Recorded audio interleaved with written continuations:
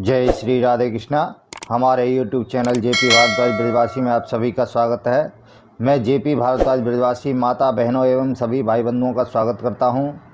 दोस्तों, आज हम आश्विन मास शुक्ल पक्ष में पड़ने वाली एकादशी का महात्म्य श्रवण करा रहे हैं, जो कि सभी पापों का नष्ट करने वाली है। इस एकादशी व्रत कथा हम आपको श्रवण कराएं उससे पहले जो भी नए सदस्य हमारे इस वीडियो को देख रहे हैं तो कृपया उनसे अनुरोध है, चैनल को सब्सक्राइब करें, लाइक करें तथा शेयर भी करें और बगल में लगा घंटी का बटन दबाना ना भूलें, जिससे हम जो भी वीडियो बनाएं उन सभी का नोटिफिकेशन आपके पास में पहुँचे।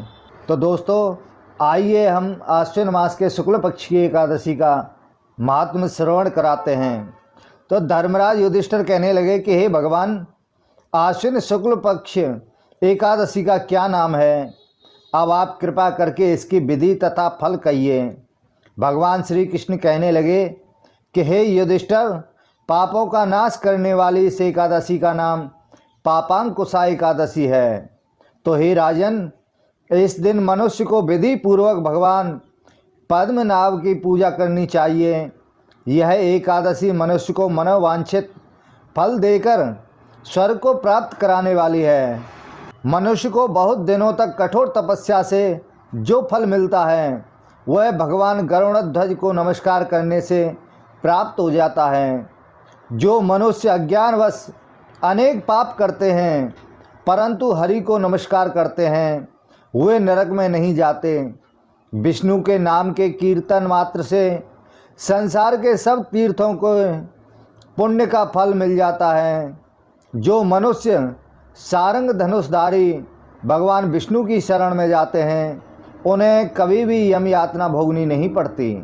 जो मनुष्य वैष्णव होकर शिव की और शैव होकर विष्णु की निंदा करते हैं वे अवश्य नरकवासी होते हैं। सहस्रों वाजपेयी और अश्वमेघ यज्ञों से जो फल प्राप्त होता है वह एकादशी के व्रत के 16वें भाग के बराबर भी नहीं होता है। संसार में एकादशी के बराबर कोई पुण्य नहीं है। इसके बराबर पवित्र तीनों लोकों में कुछ भी नहीं है।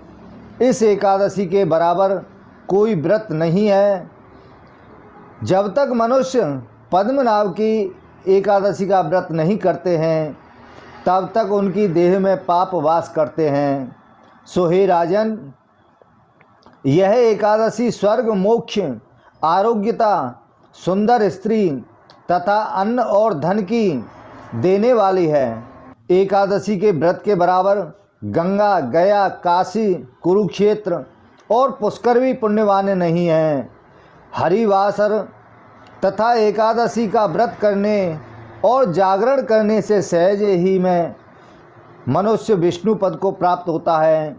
हे युधिष्ठिर, इस व्रत के करने वाले 10 पीढ़ी मातृपक्ष, 10 पीढ़ी पितृपक्ष, 10 पीढ़ी स्त्री पक्ष तथा 10 पीढ़ी मित्र पक्ष का उद्धार कर देते हैं।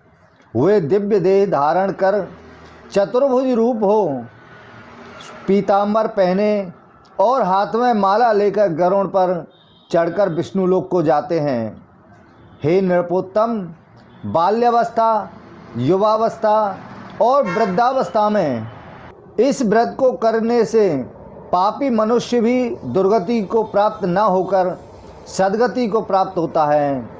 आश्विन मास की शुक्ल पक्ष की इस पापांकुशा एकादशी का व्रत जो मनुष्य करते हैं वे अंत समय में हरि लोक को प्राप्त होते हैं तथा समस्त पापों से मुक्त हो जाते हैं।